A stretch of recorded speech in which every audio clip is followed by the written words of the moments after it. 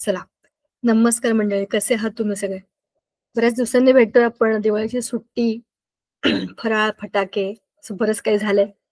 परीक्षा झाल्या, त्याच्या आनंदात आपला मस्तपैकी 1 महिना गेला. जवळपास 1 महिना झाला.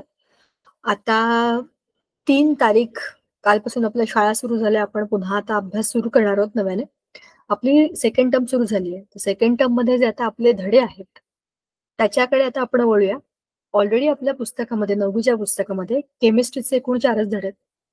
त्यातला अर्धा भाग आपला ऑलरेडी झाला. म्हणजे कार्बन एक महत्वाचे मूलद्रव्य हा धडा आपण मागच्या वेळेला ऑलरेडी सुरू केलेला आहे. त्याचा आता पुढचा टप्पा आपण बघू. हा धडा आपला संपला की मग एकच धडा उरतो. तो झाला की आपला केमिस्ट्रीचा सगळा सिलेबस वर्षभराचा होऊन जाईल. आता ह्या धड्यामध्ये आपण काय काय बघितलं हे जरा आपण एका फास्ट फॉरवर्ड ग्लान्समध्ये बघूया. पीपीटी शेअर करते मी. तुम्हाला माहितीये की हा धडा फार सोपा आहे, महत्वाचा आहे आणि बऱ्याच काही गोष्टी याच्या कनेक्टेड राहतील 10वीशी. म्हणजे या धड्याची लिंक ऑलरेडी 10वीच्या कार्बनच्या एका महत्वाच्या धड्याशी लागलेली आहे. म्हणून हा धडा आपण पूर्णपणे समजून घेणं गरजेचं आहे. कारण ह्याच्यानंतर डायरेक्ट तो पुढच्या वर्षी 10वीला तुम्हाला शेवटी येणार आहे. 10वीच्या सेकंड टर्ममध्ये येणार. आता कार्बन एक महत्वाचं मूलद्रव्य ह्याचा अभ्यास करताना आपण कार्बन म्हणजे काय? कार्बन हा आपल्या पिरियॉडिक टेबल मधला म्हणजे आपल्या आवर्त सारणीमधला एक महत्वाचा असा घटक आहे.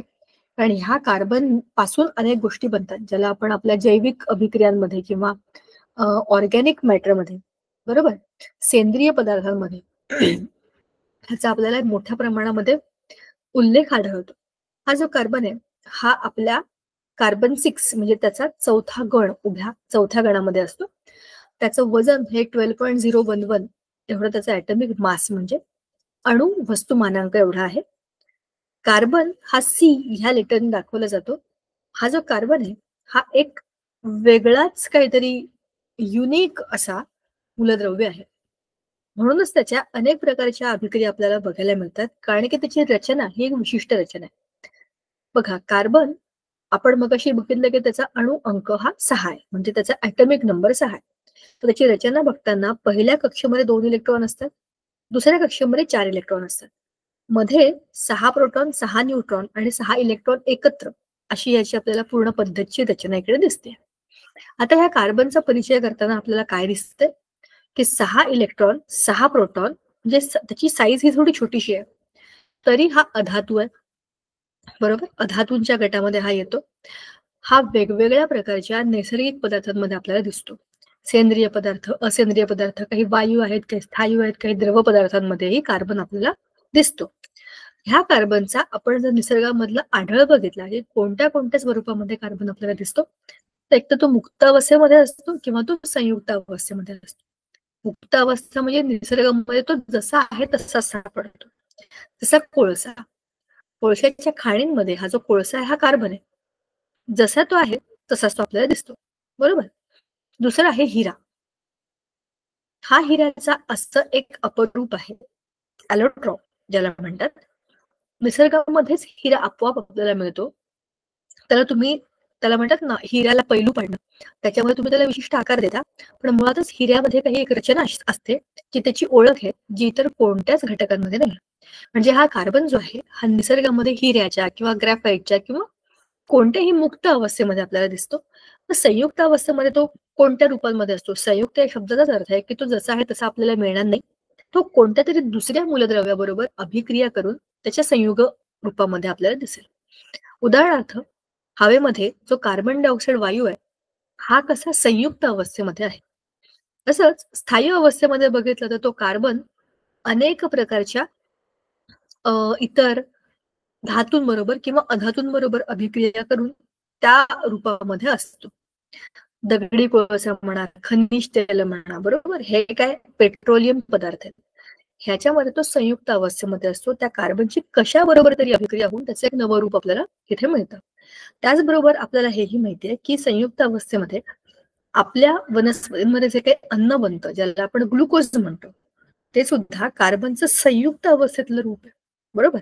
म्हणजे अशा पद्धतीने हा जो कार्बन आहे ना, ह्याची जी तुम्ही सायकल बघितली ना, नॅचरल सायकल, म्हणजे सजीवांकडून निर्जीवांकडे, निर्जीवांकडून सजीवाकडे, ही जी त्याची पूर्ण चक्र आहे ते त्याचं अव्याहतपणे चालू असतं. तो अनेक ठिकाणी असतो. आता या कार्बनची अपरूपता म्हणजे एका कार्बनची अनेक वेगवेगळी रूपं कशी असतात. तो कसा आहे माहितीये का, एकच हिरो आहे पण वेगवेगळ्या पिक्चरमध्ये काम करणार. हिरो तोच असतो. आपल्याला माहिती आहे तेच नाक, तेच डोळे, तेच गाल, तेच कान, तीच उंची, तोच रंग, पण तरी सुद्धा प्रत्येक पिक्चरमध्ये त्याचा रोल वेगळा असतो. तसंच कार्बन आहे, बहुरूपी. कारण कार्बनच्या रचनेमध्ये अनेक तो ट्रायल एंड एरर करू शकतो, म्हणजे अनेक वेगवेगळे बदल करून बघू शकतो आणि म्हणून ह्या कार्बनची अपरूपता हा एक वेगळा मुद्दा आहे अभ्यासासाठी. कार्बन आपण मगाशी जसं म्हणालो की तो हिऱ्यांच्या रूपामध्ये असतो. ही रचना त्याची योग्य नाहीये इथे. पुस्तकामध्ये त्याची जी डायमंडची रचना दिलेली आहे ती एकदम व्यवस्थित आहे. तो असा त्रिकोणी आकारासारखा असतो. आतमध्ये आतमध्ये आतमध्ये जेव्हा अ, प्रकाशाचं परावर्तन होतं, तर आतल्या आत फिरल्यामुळे तो आतून पण चमकदार असतो आणि बाहेरून पण तो प्रकाश आपल्याला पडल्यासारखा दिसतो. म्हणजेच काय, म्हणून तर आपला हिरा जो असतो हा इतका आकर्षक असतो, चकाकीवाला असतो आणि महागही असतो. कारण त्याची रचना अशी आहे की त्याच्यामुळे तो वेगळा दिसायला लागतो. त्याचा तो भौतिक गुणधर्म आहे. रासायनिक गुणधर्मामध्ये बघितलं तर हिरा जो असा पदार्थ आहे तो जगातला सगळ्यात कठीण पदार्थ आहे आणि तो कशामुळेच तुटत नाही, तो कशामध्येच विरघळत नाही आणि त्याची कशावरच अभिक्रिया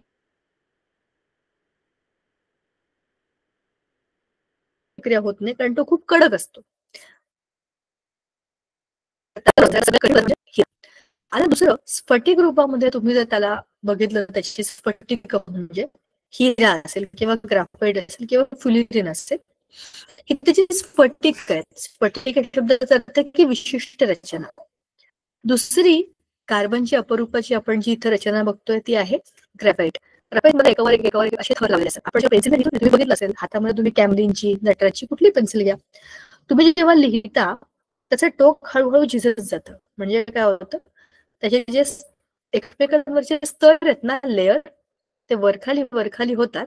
त्यातले काही पेपरवरती येतात. म्हणजेच काय होतं, रचना एकावर एक आहे आणि की लिहिल्यामुळे पण ती वरखाली होते. म्हणजेच काय, ते कार्बनचं एक स्फटिक रूप आहे जे खूप सॉफ्ट आहे. एका बाजूला हिरा आहे जो फार कडक आहे, एका बाजूला ग्राफाईट आहे जो अगदी मऊ आहे आणि फ्युलिन मोठा फुटबॉल आहे, बरोबर. तर हा फुटबॉल काय करतो, स्वतःच्याच 5 आणि 6 म्हणजे पेंटागॉन आणि हेक्सागॉन अशा रचना एकमेकांमध्ये अडकवून बघा तुम्हाला इथे दिसेल, एकमेकांमध्ये रचवून त्याचा मोठा असा बॉल सारखा आकार बनवतो. अशी त्याची अनेक अपरूपं आहेत. आता ह्या कार्बनच्या अपरूपानंतर आपल्याला बघायचंय की त्या अपरूपांचा उपयोग कुठे होतो. बघा, आपण हिऱ्याबद्दल आता बोलतोय. चित्रातच बघा ना, किती सुंदर आकर्षक, किती छान आहे त्याची रचना. त्रिकोण असे एकमेकांमध्ये लावलेले. हा विद्युत दुर्वाहक आहे. कारण की त्याच्यामध्ये इलेक्ट्रॉन नाही आहेत, फ्री इलेक्ट्रॉन नाही आहेत. सगळं त्याची रचना एकमेकांना पक्की बसलेली आहे. तो सगळ्यात कठीण पदार्थ आहे. मी मगाशीच म्हणाले होते की निसर्गातला सगळ्यात कठीण पदार्थ म्हणजे हिरा. त्याची रचना कशी आहे? प्रत्येक अणू इतर 4 अणूंबरोबर जोडलेला आहे आणि त्याचं हे स्फटिकी रूप आहे. त्याची अद्वितीय रचना, असामान्य कठीणपणा आणि विद्युत दुर्वाहकता ही त्याची मुख्य लक्षणं आहेत. आता आपण बघू त्याचे उपयोग. मगाशी जसं आपण म्हणालो, की त्याचा उपयोग हा खूप कठीण पदार्थ असल्यामुळे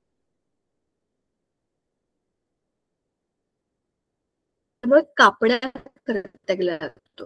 धातू कापण्याकरता, काचा कापण्याकरता, खडं पण खोदण्याकरता, शिरा पाडण्याकरता हिरा वापरतात. हिरा किती महत्त्वाचा बसतोय. अलंकारामध्ये तर हिरा वापरलाच ना. अतिशय कडक, कधीही न तुटणारं, न खराब होणारं असं ते एक प्रतीक म्हणतात ना. म्हणून मग आपण एकमेकांना गिफ्ट देताना अशाच गोष्टी देतो, जे लांब खूप दिवसापर्यंत टिकतील. म्हणजे बऱ्याच काळापर्यंत त्या खराब होणार नाहीत आणि त्या आपल्याकडे सुरक्षित राहतील. त्याच्यातनं आपल्या भावना तशाच राहतील. कालानुरूप बदलणार नाहीत, तशाच राहतील. अशा वस्तू आपण गिफ्टमध्ये देतो की नाही. म्हणूनच हिरा दागिन्यांमध्ये वापरला जातो. तर तसाच त्याचा वापर त्याच्या कठीणपणामुळे, त्याच्या सौंदर्यामुळे त्याच्यात केला जातो. वैद्यकीय म्हणजे डोळ्यांची शस्त्रक्रिया करताना अगदी डोळ्याला कट करण्याकरता नाजूक पण हलका आणि एकदम शार्प असा त्याचा वापर केला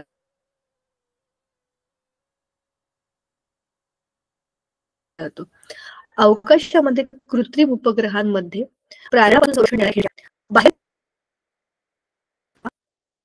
तर त्या पूर्ण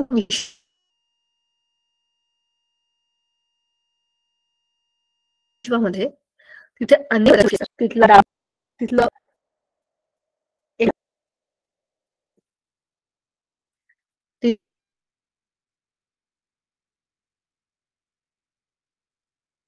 तिथला दाब हवेचा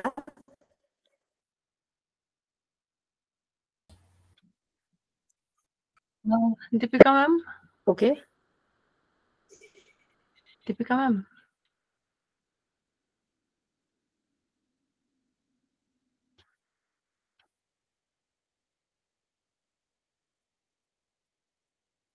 हेलो मैम, मेरी आवाज आ रही है क्या? हाँ हाँ ओके हाँ दीपिका मैम, आपकी ना नेटवर्क दिक्कत है शायद, कट रही है आपकी आवाज बीच में। मैं 2 मिनट के लिए कैमरा बंद करती हूँ, एक बार जरा उसको क्रॉस चेक करती हूँ, 1 मिनट। हाँ ठीक।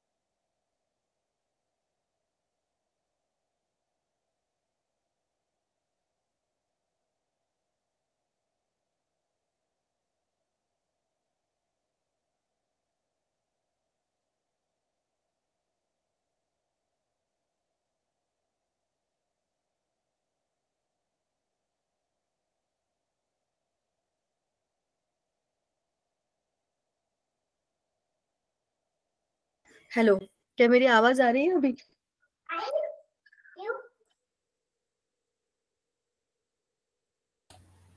हाँ हाँ आ रही मैम, आपकी आवाज आ रही। नीट ठेवून द्यायचं ते, तुझं नाहीये ते। मैंने एक्चुअली सब बंद करके शुरू किया है अभी। कैमरा आई बंद। जस्ट होप के ये वाईफाई चलेगा।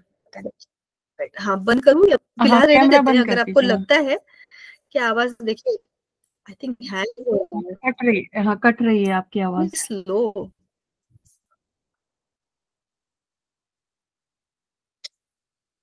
मैं ना मेरा कैमरा बंद रखती हूँ। आई थिंक मुझे आज बहुत दिक्कत आ रही है, क्योंकि मैं बता रही हूँ ना, तो यहाँ से बहुत slowly this is moving very very slowly. ठीक है, चलिए, अगर अभी आपको लगता है कि आवाज नहीं आ रही है तो आप मुझे बताइएगा। ठीक है, हाँ जरूर। चला। ठीक है। ओ ठीक है, अभी आवाज आ रही है? मेरी स्क्रीन दिख रही है? हाँ हाँ आ रही है मॅम, ओके, ठीक आहे. तर मी कंटिन्यू करते. ठीक आहे. तर अवकाशामध्ये आणि त्याच्या बाहेरच्या हवेच्या दाबात किंवा अति उष्णतेमध्ये आपलं जे कृत्रिम उपग्रह आपण जे पृथ्वीच्या भोवती किंवा अवकाशामध्ये पण अभ्यासाकरता सोडतो, तिथे त्याच्यावर काही त्रास होऊ नये किंवा ते तुटू नयेत ह्याच्याकरता त्याला संरक्षण देणाऱ्या खिडक्यांमध्ये सुद्धा आपल्या हिऱ्याचा वापर होतो. कारण आपल्याला माहिती आहे की हा सगळ्यात कठीण पदार्थ आहे. बरोबर. आता ग्राफाईट हे जे दुसरं अपरूप आहे त्याच्याबद्दल आपण बघतोय. कसं असतं हे ग्राफाईट? अगदी मऊ पण चमकदार, काळं. आपल्याला माहिती आहे आपल्या सगळ्यांच्या पेन्सिलची टोकं आपण लहानपणापासून बघत आलोय. 10 वेळा आपण एका पेन्सिलला शार्प करतो, तेव्हा आपल्याला कळतं की त्याच्या टोकामध्ये लिहिता, लिहिता, लिहिता झीज होत जाते. पण काळ्या रंगाचा चमकदार ग्रे असा त्याचा डार्क ग्रे असा त्याचा कलर असतो, बरोबर? तर ह्याच्यामध्ये हे जे ग्राफाईट आहे हे खरं तर आहे विद्युतचे सुवाहक आणि ते मऊ, ठिसूळ, गुळगुळीत अशा तीनही त्याचे गुणधर्म आपल्याला याच्यात दिसतात. त्यानंतर आपण त्याचे उपयोग हे अनेक ठिकाणी, पेन्सिल तर आपल्या उपयोगातले आहेच आहे. इलेक्ट्रॉन हा सगळ्यात महत्वाचा उपयोग आहे ग्राफाईटचा.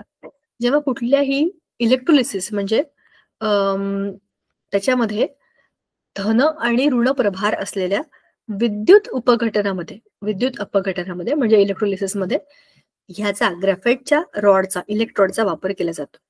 अनेक ठिकाणी वंगणामध्ये किंवा आर्क लॅम्पमध्ये असे जे लाईट देणारे लॅम्प असतात ना, खूप प्रकाश देणारे, त्यांना आर्क लॅम्प म्हणतात. त्याच्यामध्येही ग्राफाईटचा वापर केला जातो. फ्युलरिन आपण मगाशीच म्हणालो की हे एक असं रूप आहे त्याच्यामध्ये 5 आणि 6 म्हणजे पेंटागॉन आणि हेक्सागॉन अशा रचना एकमेकांमध्ये अडकून, जशी फुटबॉलची रचना असते की नाही, त्याच्यावरच्या काळ्या पांढऱ्या त्या तुम्ही गोल गोल बघितलं असेल, त्या रचनेला म्हणतात फ्युलरिन. असे 660, C70, C76, 82, 86 असे मोठे मोठे रेणू त्याचे असतात. त्याच्या आतमध्ये पोकळ जागा असते आणि त्याचा वापर हा विसंवाहक म्हणून किंवा जलशुद्धीकरणाकरता अशा पद्धतीने केला जातो. हा सुपर कंडक्टर आहे. सुपर कंडक्टर म्हणजे या बाजूने इलेक्ट्रिसिटी दिली की तिकडे लगेच पोहोचली पाहिजे, एवढा तो सुपर फास्ट काम करतो. आता अस्फटिकी रूप, दगडी कोळसा, लिग्नाइट, बिट्युमिनस, अँथ्रासाइट हे आपल्या पुस्तकामध्ये खूप छान दिलेलं आहे की कशाला किती उष्णता दिली, किती दाब दिला की त्याच्यापासून काय बनतं, कशापासून काय बनतं. चारकोल 2 प्रकारे बनतं. प्राण्यांची हाडे आणि शिंगे यापासून तयार होणारा प्राणीज आणि लाकडाच्या अपुऱ्या हवेत केलेल्या ज्वलनामुळे होणारा वनस्पतीजन्य, अशा 2 प्रकारचे चारकोल्स असतात. हायड्रोकार्बन म्हणजे काय? हायड्रोजन आणि कार्बन यांच्यापासून बनलेले संयुग. संतृप्त आणि असंतृप्त ह्या 2 भागांना आपल्याला ऑलरेडी आपण डिस्कस केलेले आहे. संतृप्त म्हणजे काय? ज्याच्यामध्ये एकेरी बंध असतात. असंतृप्त मध्ये दुहेरी आणि तिहेरी बंध असतात. आता कार्बन डायऑक्साईड ह्या वायूबद्दल आपण बोलूया. हा वायू आपण जरा पुस्तकात बघू.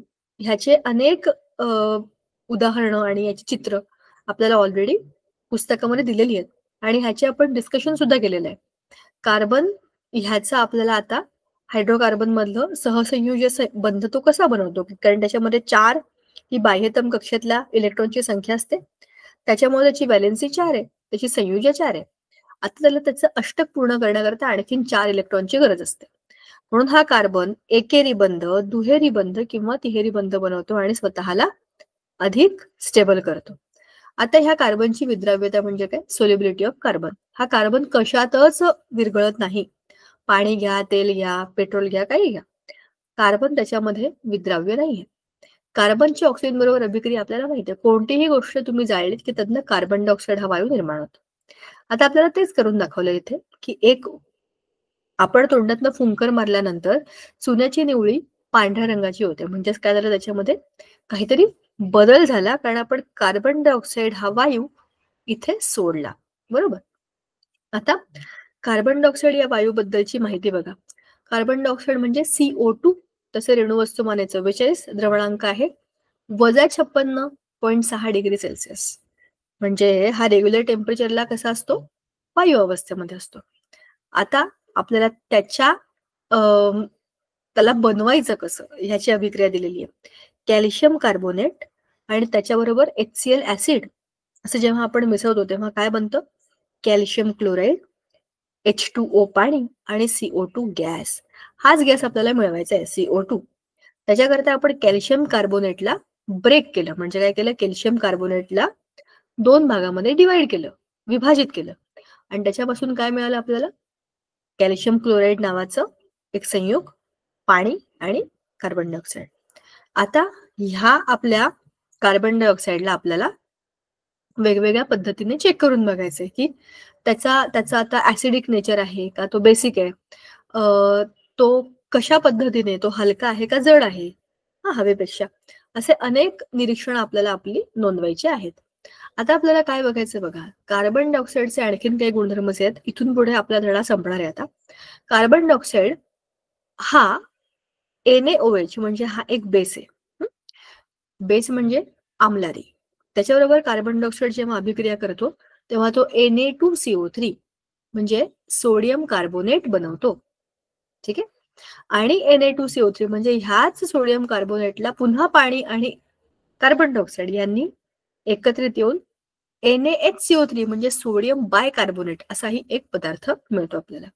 म्हणजे धुण्याचा सोडा आणि खाण्याचा सोडा, सोडियम कार्बोनेट, धुण्याचा सोडा आपल्या साबणांमध्ये वगैरे वापरतात. सोडियम बायकार्बोनेट खाण्याचा सोडा, आपण जे ते केक बनवा, डोसे बनवा किंवा ढोकळे बनवा ह्या सगळ्यामध्ये जे वापरतात तो खाण्याचा सोडा म्हणजे सोडियम बायकार्बोनेट. बायला कशात कसं लक्षात ठेवायचं? H म्हणजे बाय. ठीक आहे. अशा पद्धतीने सोडियम बायकार्बोनेट आपल्याला मिळतं. आता कार्बन डायऑक्साईडचा उपयोग, फसफसणारे शीतपेय तयार करण्याकरता कार्बन डायऑक्साईडचा वापर करतात. हे तर आपल्याला माहितीच आहे ना. तुम्ही ते काय म्हणतात, पेप्सी म्हणा, स्प्राईट म्हणा, कोको कोला कोणत्याही या बाटल्या उघडा, झाकण बाजूला केलं त्याचं जो आवाज येतो त्याच्यामध्ये जो वायू येतो आहे कार्बन डायऑक्साईड. स्थायू कार्बन डायऑक्साईडचा वापर शीत कपाटांमध्ये तसेच दूध किंवा दुग्धजन्य पदार्थांना थंड करण्याकरता केला जातो आणि सिनेमा नाटकामध्ये धुक्यासारखे परिणाम मिळवण्याकरता पण करतात. हा स्थायू कार्बन डायऑक्साईड आहे.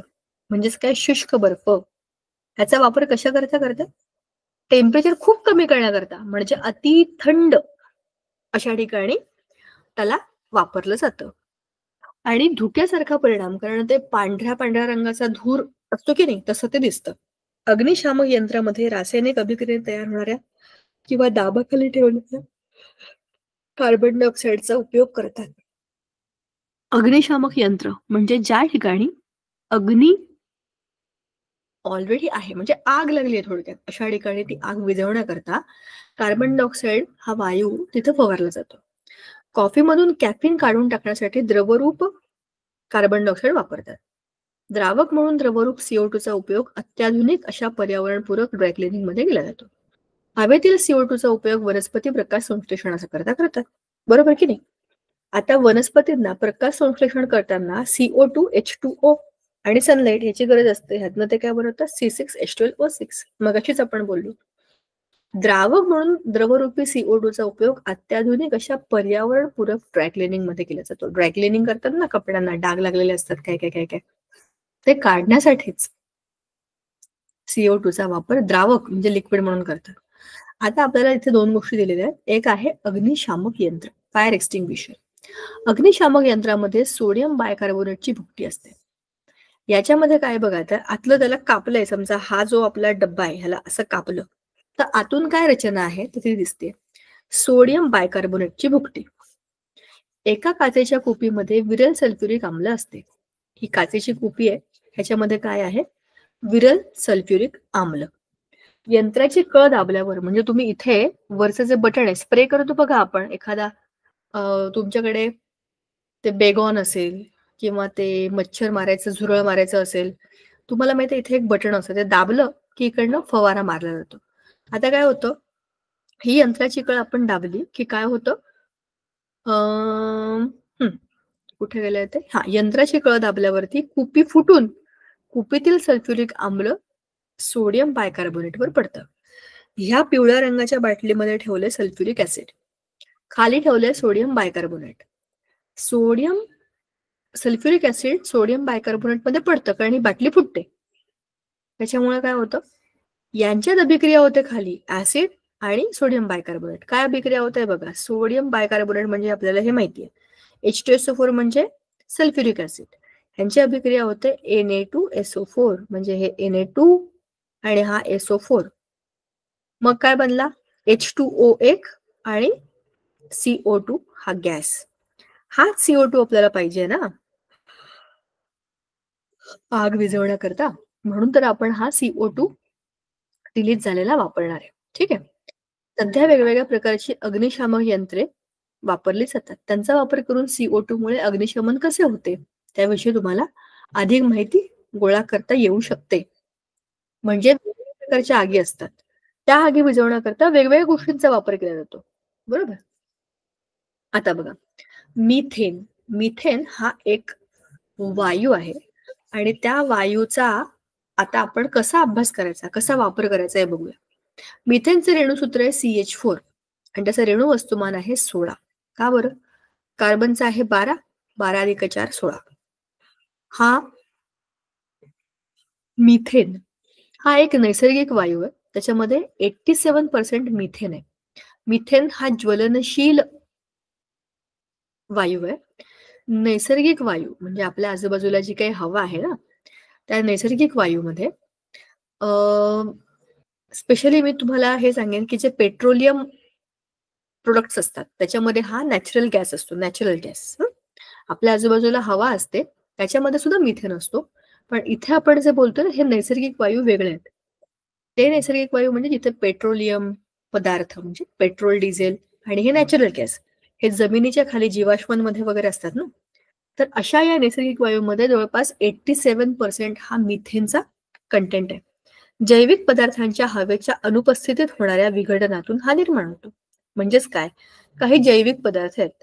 समजा जमिनीखाली काही प्राणी किंवा काही झाडं ती दाबली गेली, दबली गेली. काही भूकंप झाले किंवा काही नैसर्गिक आपत्ती आल्या आणि तिथला जो काही जैविक घटकांचा भाग आहे तो जमिनीखाली दाबला गेला, गाडला गेला. आता काय होईल? हवेच्या अनुपस्थितीमध्ये त्याच्यामध्ये विघटन होईल, पण ते पूर्णपणे डिकंपोज होणार नाही. त्यातनं जो वायू निर्माण होतो त्याला म्हणतात बायोगॅस. त्याला म्हणतात मिथेन. बरोबर? त्या मिथेनमधनं म्हणजे त्या मिथेनचा वापर आपण आता जे काही नॅचरल गॅस म्हणून करतोय ना, हा कुठून आलेला मिथेन आहे? हा जमिनीखाली काढल्या गेलेल्या जीवाश्मांचा आहे. बायोगॅसमध्येही मिथेन आढळतो. बायोगॅसमध्ये मिथेन ऑब्व्हियसली. कोळशांच्या खाणीमध्ये मिथेन आढळतो. दलदलीच्या पृष्ठभागावरती मिथेन वायू आढळून येतो, म्हणून याला मार्श गॅस असेही म्हणतात. प्रयोगशाळेमध्ये हायड्रोजन आणि कार्बन मोनॉक्साईड यांचे मिश्रण 300 डिग्रीला निकेल या उत्प्रेरकाच्या उपस्थितीत तापवल्यावरती मिथेन वायू तयार होतो. शुद्ध स्वरूपातील मिथेन नैसर्गिक वायूच्या भंजक ऊर्ध्वपातनाने मिळवता येते. म्हणजेच काय, नैसर्गिक वायूमध्ये अनेक वायू आहेत, त्यात आपल्याला फक्त मिथेन हवाय. Deepika, your screen is not visible. Yes, ma'am. My camera. Oh, acha. Wait just a minute, ma'am. Thank you for telling me this. I thought I have shared because I was explaining on that. चलो ठीक है. ठीक है. Okay. All right. Thank you, ma'am. Okay, चला. So carbon dioxide बद्दल आपण बोलत होतो की हवेतील कार्बन डायऑक्साईड मध्ये जो मुक्त स्वरूपात आहे कार्बन डायऑक्साईड हा येतो कुठून? तर त्या खनिजांमधील कार्बन डायऑक्साईड, खडू, शहाबादी, फरशी यांच्यामध्ये तो संयुगावस्थेमध्ये असतो. ज्वलनामधून लाकूड, कोळसा याच्यातनं तो निर्माण होतो. कार्बन डायऑक्साईडचे गुणधर्म काय? हा रंगहीन आणि वासहीन वायू आहे. तो पाण्यामध्ये थोड्याफार प्रमाणामध्ये विरघळतो आणि तो ऍसिडिक आहे, आम्लधर्मी आहे. बरोबर. आता ह्या कार्बन डायऑक्साईडचे उपयोग आपण आता अग्निशामक यंत्रामध्ये CO2 कसा बनतो हे बघतोय. बरोबर. पण शीतपेयांमध्ये पण तो असतो. शुष्क बर्फाचा वापर आणि प्रकाश संश्लेषणामध्ये तो वापरला जातो. मिथेन बद्दल आता आपण डिस्कस करतोय की हा जो मिथेन वायू आहे ना, हा मिथेन नैसर्गिक वायूमधला महत्वाचा घटक आहे. जमिनीखाली जीवाश्मांमधून तो आपल्याला मिळतो. दलदल, बायोगॅस, कोळशाच्या खाणी अशा अनेक ठिकाणी मिथेन गॅस हा निर्माण होतो. हा रंगहीन आणि वासहीन वायू आहे. तो पाण्यामध्ये अतिशय कमी डिझॉल्व्ह होतो, म्हणजे विद्राव्य, अल्प विद्राव्य, आणि तो अतिशय ज्वालाग्राही आहे. मिथेन हा गॅस जळतो. बरोबर. म्हणूनच त्याचा वापर आपण आपल्या गॅसमध्ये पण करतो. LPG सिलेंडर जे आहेत ना आपल्या, त्याच्यामध्ये मिथेनचं प्रमाण जास्त प्रमाणामध्ये असतं. आता मिथेनचे उपयोग. इंधन. नैसर्गिक वायू स्वरूपातील मिथेनचा उपयोग विविध उद्योगांमध्ये इंधन म्हणून केला जातो. घरगुती वापर म्हणजे काय? तर इंधन म्हणूनच वापरला जातो. तुम्ही बायोगॅस प्लांट बघा, इथं बायोगॅस प्लांट आहे, किंवा नॅचरल गॅसेस मधनं पेट्रोलियमचा एक भाग आपल्या घरामध्ये LPG सिलेंडर कुठून भरून येतात? अशाच नैसर्गिक वायूंच्या ह्याच्यामधनं ते मिळतात. बरोबर. बायोगॅस मधनं घेतलं तरी पण तुम्हाला त्याच्यामध्ये मिथेन हा गॅस मिळणार आहे. ठीक आहे. कारण तो घरगुती इंधनामध्ये उपयुक्त आहे. रासायनिक उद्योग म्हणजे इथेनॉल, मिथाइल क्लोराईड, अमोनिया आणि ऍसिटिलीन या कार्बनी संयुगांच्या निर्मितीकरता मिथेनचा वापर केला जातो. इथेनॉल, मिथाइल क्लोराईड, अमोनिया हे सगळे कोण आहेत? ऑर्गॅनिक कंपाऊंड्स, म्हणजे कार्बनी संयुग. ते कसे बनतात? कोणत्या तरी ऑर्गॅनिक कंपाऊंडचा वापर करूनच बनतात. त्यालाच आपण म्हणतो मिथेन. आता हे झाले मिथेनचे आपल्या पीपीटीतले उपयोग. आता जरा पुस्तकामध्ये एकदा बघूया. मिथेनचे भौतिक गुणधर्म पण एकदा बघूया. मिथेनचा द्रवणांक -182.5 डिग्री सेल्सिअस. म्हणजेच काय? -182 म्हणजे इतक्या कमी तापमानाला तो लिक्विड होतो. म्हणजे आपल्या रेग्युलर टेम्परेचरला तो असाही वायू अवस्थेमध्ये असणार आहे. आणि उकळतो कितीला? -161.5 डिग्री सेल्सिअस. किती कमी टेम्परेचर आहे. हा काय आहे? रंगहीन वायू आहे. त्याची घनता पाण्यापेक्षा कमी असते. कमी घनता असलेले पदार्थ हे तरंगतात. बरोबर. जास्त घनता असली की पदार्थ पाण्यामध्ये बुडतात. मिथेन पाण्यामध्ये अगदी थोड्या प्रमाणामध्ये द्रावणीय असतो. गॅसोलिन, इथर, अल्कोहोल यांसारख्या सेंद्रिय द्रावणांमध्ये तो जास्त द्रावणीय आहे. कारण मिथेन हा एक ऑर्गॅनिक गॅस आहे. त्याच्यामुळे तो ऑर्गॅनिक लिक्विड्स मध्ये, ऑर्गॅनिक लिक्विड म्हणजे जे काही सेंद्रिय द्रावक आहेत त्यांच्यामध्ये तो जास्त डिझॉल्व्ह होतो. कक्ष तापमानाला मिथेन हा वायू अवस्थेमध्ये असतो. स्वाभाविकच आहे ना, त्याचा द्रवणांकच 182.5 डिग्री सेल्सिअस आहे. तर तो कक्ष तापमानाला म्हणजे रेग्युलर टेम्परेचरला, रूम टेम्परेचरला वायू अवस्थेमध्ये असणार आहे. त्याचे रासायनिक गुणधर्म एकदा आपण पुस्तकातनं पण बघूया. तो अतिशय ज्वालाग्राही असून ऑक्सिजन बरोबर अभिक्रिया होताना निळसर ज्योत मिळते आणि या अभिक्रियेतून 213 किलो कॅलरी पर मोल एवढी उष्णता बाहेर टाकली जाते. मिथेन हा वायू पूर्णतः जळतो. बरोबर ना? मिथेनचा फॉर्म्युला आहे CH4 + 2O2 म्हणजे ऑक्सिजन. त्यातनं काय मिळेल? CO2 H2O आणि उष्णता. मागे काहीही शिल्लक नाहीये. म्हणजे हा स्वतः पूर्णपणे जळाला, त्याच्या पूर्ण रेणूचा वापर झाला आणि त्यातनं काहीही अवशेष उरलेला नाही. क्लोरिनेशन. अतिनील किरणांच्या उपस्थितीमध्ये 250 डिग्री सेल्सिअस ते 400 डिग्री सेल्सिअस तापमानाला मिथेन आणि क्लोरीन वायूंचे अभिक्रिया होऊन प्रामुख्याने मिथाइल क्लोराईड व हायड्रोजन क्लोराईड तयार होतात. या अभिक्रियेला मिथेनचे क्लोरिनेशन असे म्हणतात. CH4 + Cl2 will give you CH3Cl + HCl. असं करत करत या चारही हायड्रोजनची जागा 4 क्लोरीन घेऊ शकतात. याला म्हणतात क्लोरिनेशन. पण तसंच रेग्युलर याच्यामध्ये होतं का? नाही होत. अतिनील किरणांच्या उपस्थितीमध्ये होतं, ते पण कधी 250 डिग्री सेल्सिअस ते 400 डिग्री सेल्सिअस तापमानाला ते होतं. आता मिथेनचे उपयोग. नैसर्गिक वायू स्वरूपातील मिथेनचा उपयोग वस्त्रोद्योग, कागद निर्मिती, अन्न प्रक्रिया, पेट्रोल शुद्धीकरण इत्यादी करता होतो. सर्वात लहान लांबीचा हायड्रोकार्बन असल्यामुळे मिथेनच्या ज्वलनात बाहेर येणाऱ्या CO2चे प्रमाण खूप कमी असते, म्हणून त्याचा वापर घरगुती इंधनामध्ये केला जातो. बरोबर ना? CH4 मध्ये 1 कार्बन 4 हायड्रोजन आहे. तेवढं प्रदूषण कमी होतं ना. Ethanol, methyl chloride, methylene chloride तसेच अमोनिया व अँटासिलिन या कार्बनी संयुगांच्या निर्मितीसाठी मिथेनचा वापर केला जातो. बरोबर? आता इथे आपल्याला बायोगॅस हा शेवटचा मुद्दा बघायचा आहे. हे आहे आपलं बायोगॅस टँक. बायोगॅस टँक मध्ये काय आहे, एकदा जरा त्याची रचना बघा. हे बघितलं की आपल्या पुढच्या गोष्टी फार सोप्या होतात. खूप सोप्या आहे. एक टँक आहे, त्याच्या एका बाजूला इनलेट आहे. इनलेट म्हणजे आत टाकायच्या वस्तू. थांबा, आपण जरा त्याला ड्रॉ करूया. हा आहे त्याचा टँक. इथून तुम्हाला आत टाकायचा रस्ता आहे. इन म्हणजे आत टाकणं. काय टाकायचं तुम्हाला? सेंद्रिय कचरा म्हणजे शेणाचा राळा, पाणी, भाज्या अशा सगळ्या गोष्टी तुम्ही इथून टाकू शकता. याला म्हणतात इनलेट. असं गोल भांड असतं ते, म्हणजे त्याला आपण हौद म्हणतो ना, असा हौद. इकडनं खाली रस्ता जातो आणि ह्या टँक मध्ये उघडतो. आता इथे ना मध्यभागी एक ॲजिटेटर असतं किंवा त्याला स्टरर म्हणतात. मध्ये ते गोल गोल गोल गोल फिरत राहतं. त्याच्यामुळे काय होतं, हे सगळं ढवळलं जातं. तुम्हाला माहिती असेल, घरी स्वयंपाक करताना पण तुमची आई जेव्हा स्वयंपाक करताना वरण असेल किंवा दुसरा काही पदार्थ असेल, भाजी बिजी, त्याला असं फार उकळत नाही, तर त्याला एकतर वेळ लागतो, दुसरं खालचं जळतं आणि वरचं तसंच राहतं. पण तुम्ही जर ते सारखं ढवळत राहिलात तर ते युनिफॉर्म पद्धतीने सगळीकडे फिरत राहतं.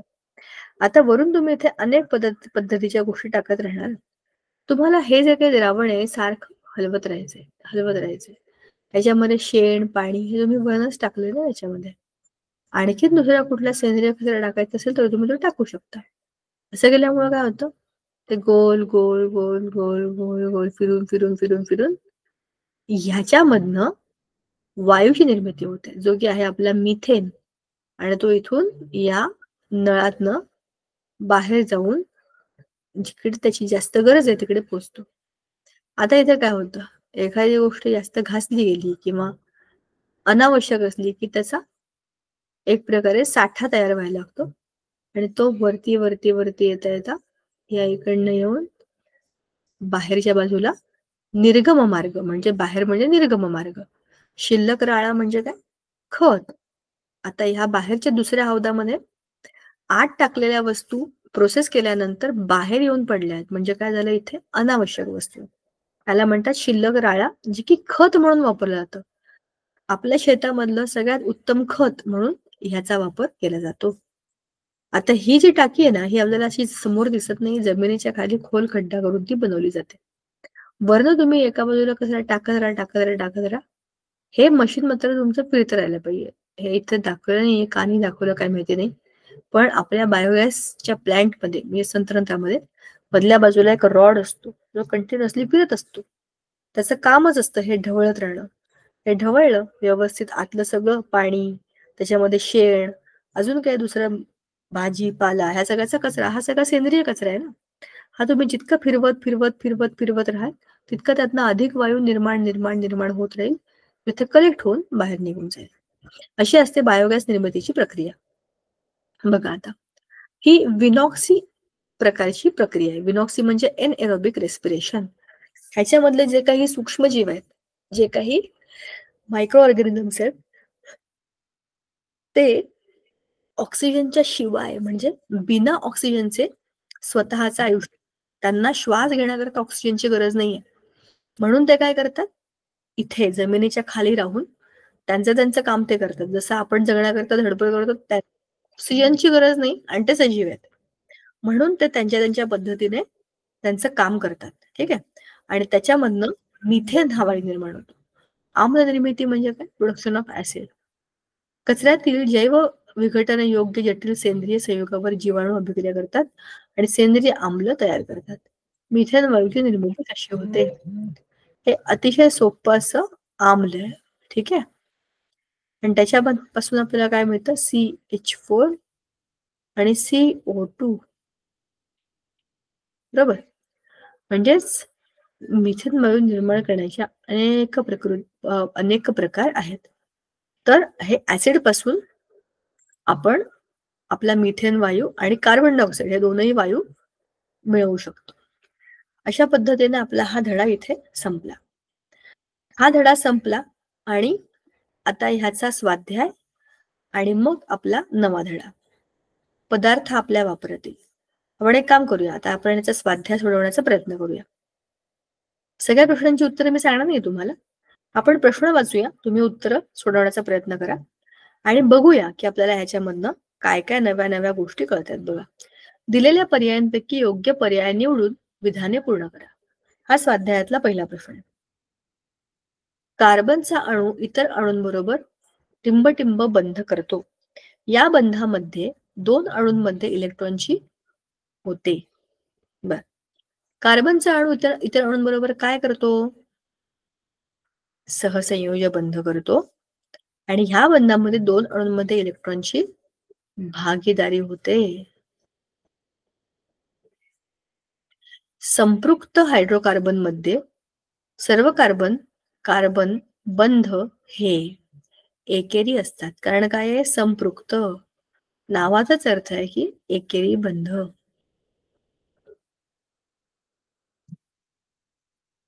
असंपृक्त हायड्रोकार्बन मध्ये किमान एक बंध हा टिंबटिंब असतो. संपृक्त हायड्रोकार्बन मध्ये सर्व कार्बन बंध हे संपृक्त हायड्रोकार्बन सर्व कार्बन बंध हे एकेरी असतात. हे झालं ना आपलं. असंपृक्त हायड्रोकार्बन मध्ये किमान एक बंध हा दुहेरी किंवा तिहेरी असतो. आपण ते शोधूया आता. हा, दुहेरी असायला पाहिजे. सर्व सेंद्रिय पदार्थांमध्ये अत्यावश्यक असलेले मूलद्रव्य आहे कार्बन. हायड्रोजन हे मूलद्रव्य बहुतेक पदार्थांमध्ये असते.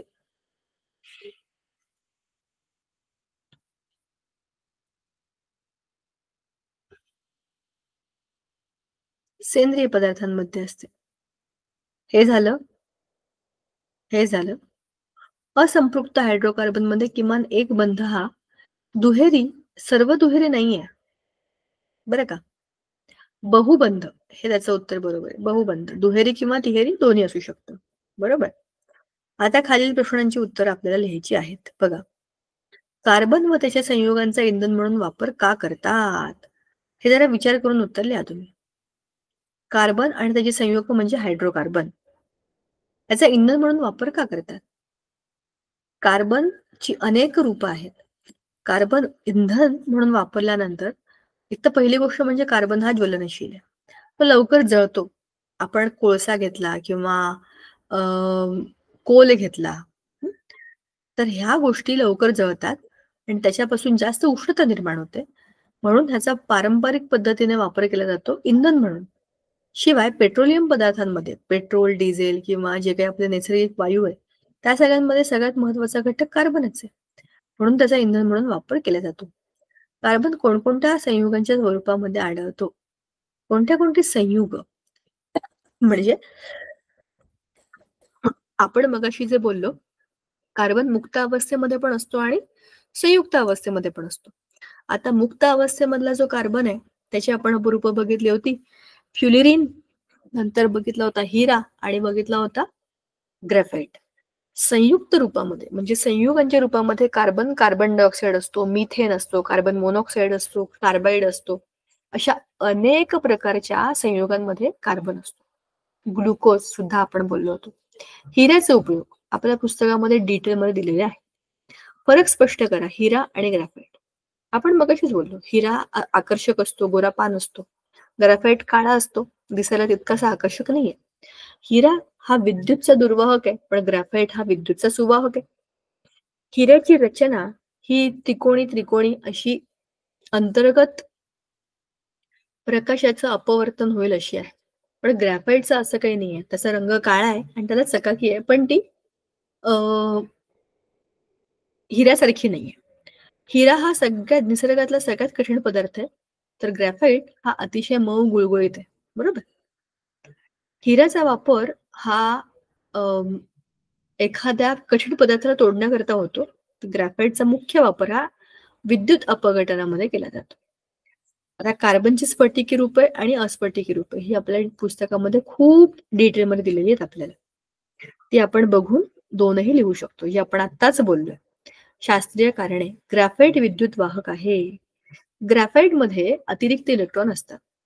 जिथे इलेक्ट्रॉन असतात तिथे विद्युत वहनामध्ये त्याचं सर्किट कंप्लीट करण्याकरता त्यांचा वापर केला जातो. कार्बनचं ग्रॅफाइट हे जे अपरूप आहे ह्याच्यामध्ये असेच मुक्त इलेक्ट्रॉन आहेत, म्हणून त्याचा वापर विद्युत वाहक म्हणून केला जातो. ग्रॅफाइटचा वापर दागिन्यांमध्ये करत नाहीत, कारण की तो विद्युत वाहक आहे आणि त्याचा जो लुक आहे, त्याचं जे दर्शनी त्याचं रूप आहे ते असं काही आकर्षक नाहीये. त्याचा वापर हा प्रयोगांमध्ये केला जातो, पण दागिन्यांचा वापर करण्याकरता तिथे हिऱ्यासारखाच एखादा चमकदार आकर्षक पदार्थ लागतो. सोन्याच्या निवळीमधून कार्बन डायऑक्साईड वायू सोडल्यावर त्याचा रंग दुधाळ होतो. हे तुम्ही शोधून काढायचं. का बरं? काय बनतं त्याच्यामध्ये? सोन्याच्या निवळीचा फॉर्म्युला आणि दुधाचा फॉर्म्युला काय आहे हे तुम्ही मला सांगायचंय. बायोगॅस हे पर्यावरण स्नेही इंधन आहे. अगदी बरोबर आहे. कारण की बायोगॅसमध्ये आपल्या आजूबाजूला असलेला सगळा सेंद्रिय कचरा जमा करून त्याच्यापासून आपण एक मिथेन नावाचा चांगला ज्वलनशील वायू निर्माण करतोय. त्याच्यामुळे काय होणार आहे, आपली इंधनाची समस्या ही सुटणार आहे. बरोबर?